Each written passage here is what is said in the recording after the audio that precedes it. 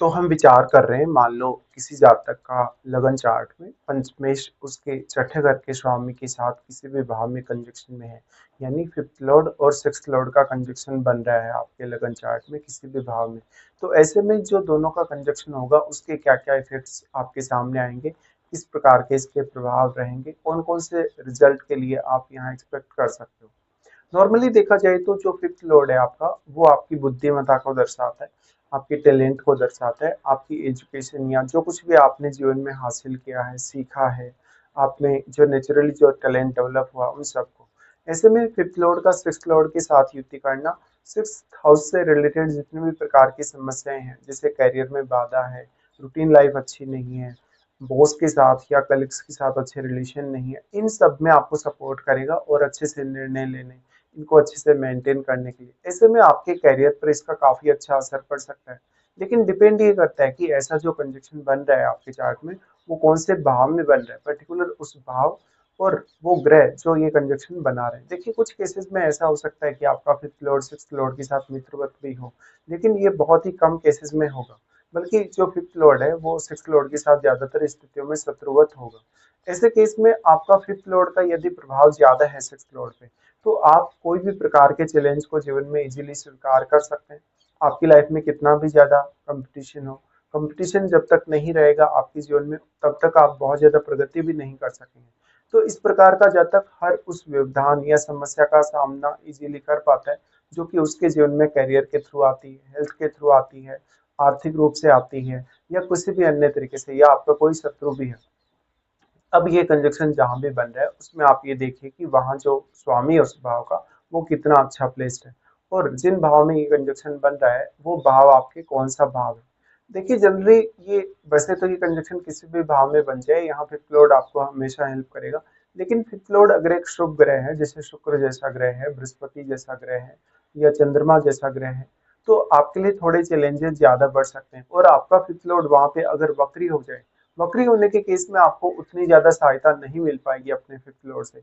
तो कुछ हद तक आप ये भी मान सकते हो कि आपको फिर सिक्स्थ लॉर्ड पे अपनी डिपेंडेंसी रखनी होगी, कि आप ये एक्सपेक्ट करेंगे वहां पर कि आपका सिक्स्थ लॉर्ड आपकी हेल्प करे। अब ऐसे में सिक्स्थ लॉर्ड का प्रभाव फिफ्थ लॉर्ड पर भी होना अच्छा है कुछ मामलों में।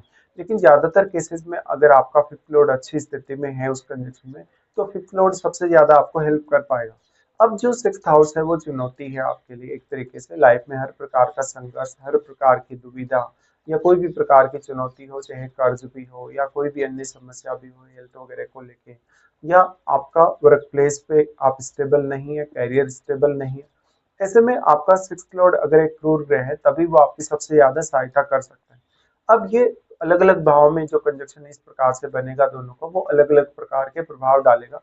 यहाँ ग्रहों की एक्चुअल स्थिति को समझना आपके लिए बहुत ही जरूरी है, कि जो आपका फिफ्थ लॉर्ड है, जो आपका सिक्स्थ लॉर्ड है, उनकी एक्चुअल पोजीशन कैसी है, क्या उनमें से कोई वक्री है, क्या कोई अस्त है। क्योंकि वक्री होने से शुभ ग्रह अपना प्रभाव कम कर देते हैं या ऑलमोस्ट खो देते हैं, जबकि कोई भी क्रूर ग्रह है, अगर क्रूर ग्रह वक्री होगा उस केस में उसका प्रभाव बढ़ सकता है। तो इस हिसाब से देखा जाए तो फिफ्थ लॉर्ड और सिक्स्थ लॉर्ड का कंजक्शन आपके लिए बहुत ज्यादा इंटरेस्टिंग बन जाता है। ऐसा कंजक्शन इवन अगर 6 8 12 में भी बनेगा तो भी ये आपके लिए अच्छा है। लेकिन कुछ केसेस में, जैसे मान लो ऐसा कंजक्शन आपके फोर्थ हाउस में बन जाता है, आपके सेकंड हाउस में बन जाता है, इवन इवन आपके सेवंथ हाउस में ऐसा कंजक्शन बन जाता है, तो ये आपको रिश्तों में काफी ज्यादा चैलेंजेस भी ला सकता है। फिर वहां डिपेंड करेगा कि सिक्स्थ लॉर्ड ज्यादा प्रभावित कर रहा है फिफ्थ लॉर्ड को, या फिफ्थ लॉर्ड ज्यादा प्रभावित कर रहा है। मान लो अगर आपका सिक्स्थ लॉर्ड का प्रभाव फिफ्थ लॉर्ड पे ज्यादा है, ऐसी कंडीशन में फोर्थ हाउस में ऐसा कंजक्शन बनने से परिवार के सदस्यों के साथ उतनी अच्छी अंडरस्टैंडिंग रहेगी, परिवार के सदस्यों के साथ मतभेद होंगे, माता जी के साथ मतभेद होंगे, उनके स्वास्थ्य को लेकर प्रॉब्लम्स रहेंगी, और भी काफी सारी ऐसी प्रॉब्लम्स रहेंगी जिनको आप कहीं ना कहीं हैंडल नहीं कर सकेंगे अच्छे से।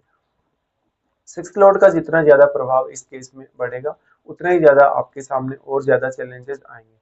लेकिन मान लो आपके फोर्थ हाउस में ऐसा कंजक्शन है और आपका फिफ्थ लॉर्ड का प्रभाव ज्यादा है सिक्स्थ लॉर्ड पे, ऐसे केस में कोई भी चुनौती हो, कोई भी प्रकार की समस्या हो, उसको आप इजीली हैंडल कर लेंगे।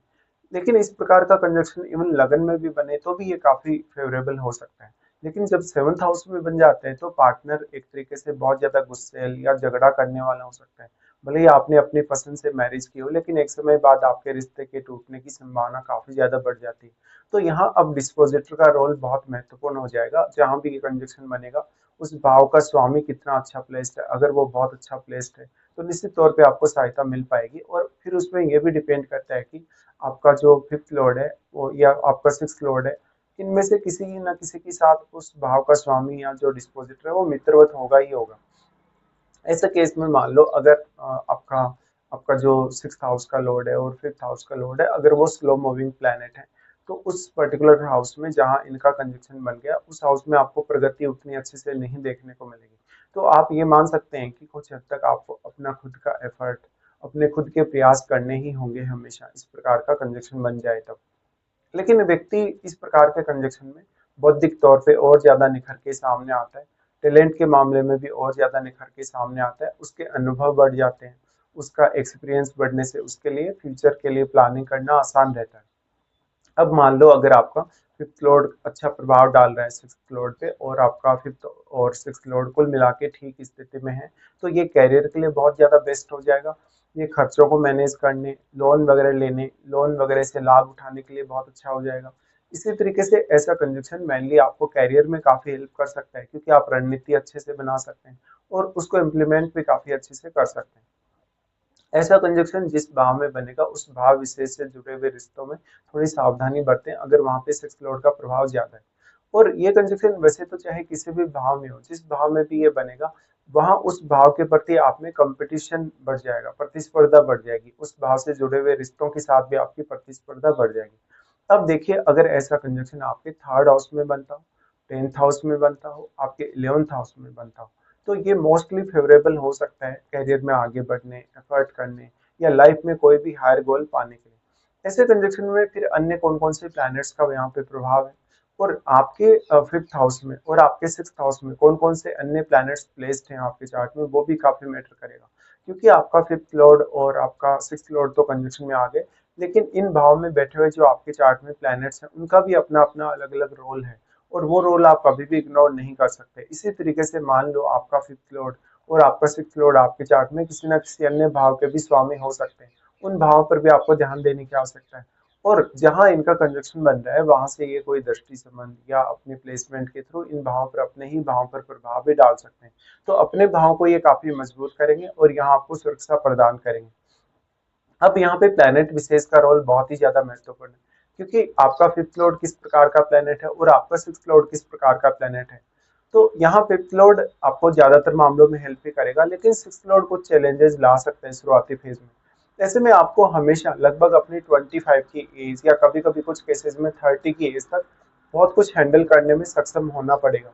या आपको जितनी भी चुनौतियां जीवन में आएंगी, लाइफ में आएंगी, धन संपत्ति को लेकर, कैरियर को लेकर जो भी चुनौतियां आएंगी, उनको हैंडल करने के लिए अपने आप को काफी तत्पर करना होगा। ऐसा कंजक्शन है तो व्यक्ति बहुत ज्यादा मेहनती हो सकता है, बहुत ज्यादा वो कहीं ना कहीं रिजिड हो सकता है अपने फैसलों में। जितना वो अपने फैसलों पर टिका हुआ रहेगा, उतना उसके लिए अच्छा होगा।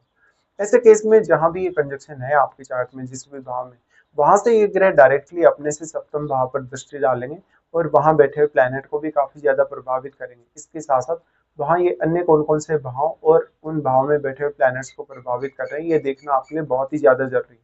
तो कुछ इस तरीके के परिणाम या प्रभाव रहेंगे, लेकिन निश्चित तौर पे आपको जिस भाव में ऐसा कंजक्शन बन जाए, उस भाव के प्रति काफी ज्यादा अलर्ट हो ही जाना चाहिए। फिर इनकी महादशा भी बहुत ही आपके लिए मैटर करेगी, कि इनमें से आपको किसी की यदि महादशा है, तो महादशा के इफेक्ट की वजह से इन दोनों में से किसी न किसी का प्रभाव और भी ज्यादा बढ़ सकता है।